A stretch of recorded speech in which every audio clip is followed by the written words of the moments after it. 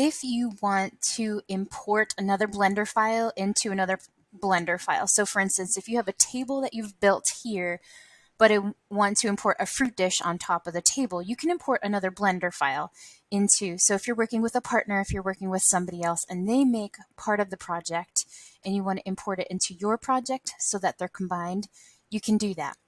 I'm going to suggest, however, that one of the two partners, one person in the group, would take their files and name them,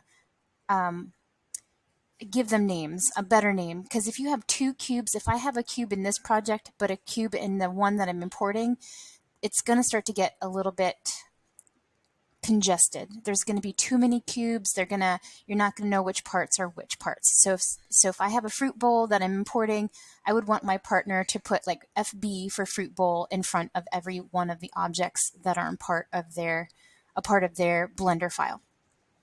Once I have that done, so you just rename a file by putting FB, oops, FB, and then I would rename everything in here just to be safe.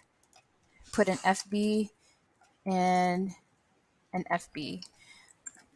So that way, when my partner's project is imported, I can tell them apart, tell all the little parts apart. So from there, I'm going to go to File, Append. I'm going to make some kind of change to this file, and I'm going to import an old file that we created, a Boxman file. And then everything's under Object.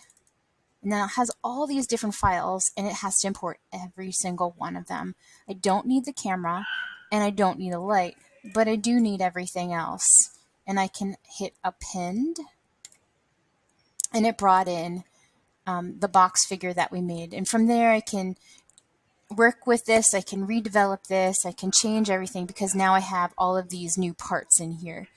And I can work with that. So that's how you can import somebody else's part of their project into your own part of the project.